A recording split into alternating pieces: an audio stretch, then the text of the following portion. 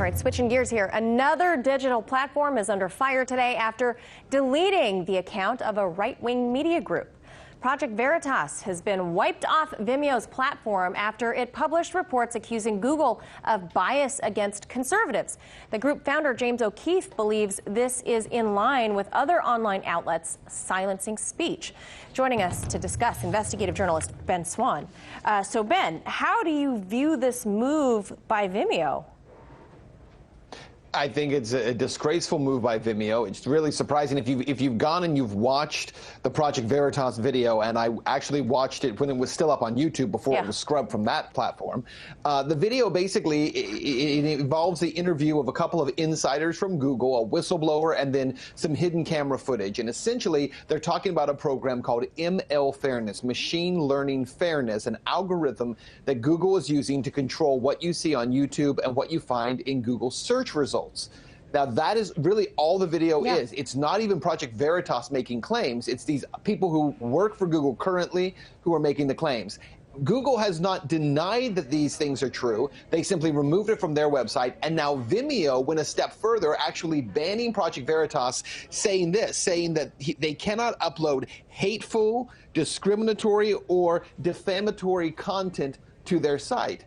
There's nothing defamatory about this content, hateful or discriminatory. And so Vimeo is misappropriating its policy guidelines in order to remove Project Veritas from its site. Because it fits the narrative.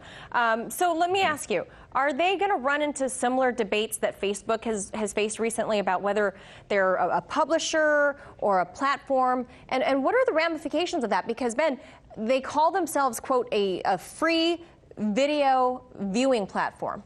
Yes.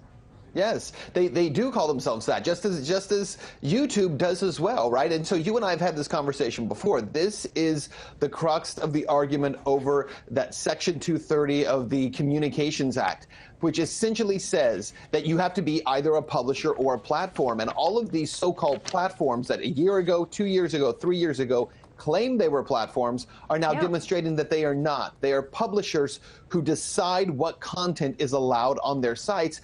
And again, look, nobody, I think, would argue with having terms of service that say you cannot defame people because there's legal ramifications for that, even though Section 230 actually protects Vimeo from those legal ramifications. And yet, that's not what's happening here. They simply don't like the message of what was said in this video.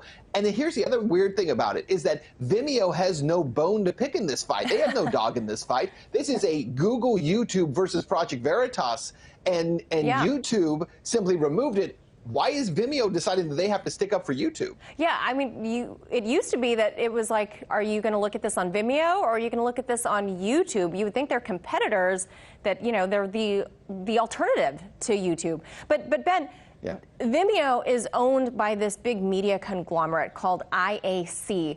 They have such brands as Match.com, OkCupid, Angie's List, The Daily Beast, even Tinder. All the young people know that one.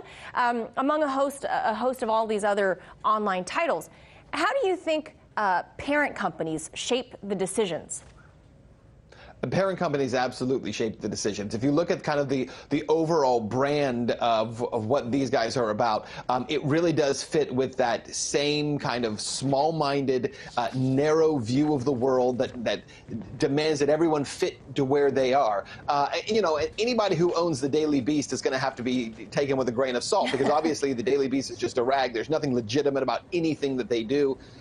And so, once again, you have Vimeo, a completely separate company in theory, but acting as if it is the Daily Beast of video, deciding that some site is hateful or we're against people on the right. Look, this isn't about right versus left, and I need viewers to understand that. This is about, you know, essentially journalism. You may not like James O'Keefe or the way he conducts his journalism with hidden cameras, but it doesn't change whether or not the facts of his story are true. And if you watch the video, and I would encourage people here to go and watch the video for themselves, it is alarming. It's stuff in that video that we've known is true, but there are great specifics about how it's being done that we did not know before. It is definitely worth watching. Now, Ben, similar to Google owning YouTube, do companies like IAC need to be examined by antitrust laws to prevent an online echo chamber?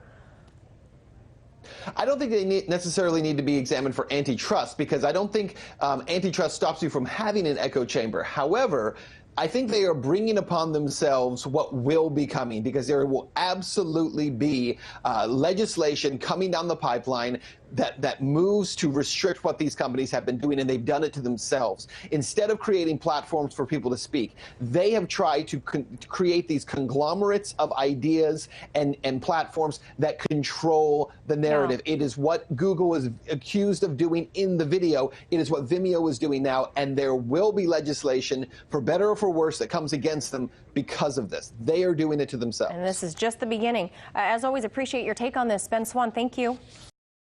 Hey YouTube, thanks for checking out our channel. We hope you enjoyed the video. We have tons of content for you just like this. For more of RT America's one-of-a-kind news and analysis, be sure to subscribe and never stop questioning more.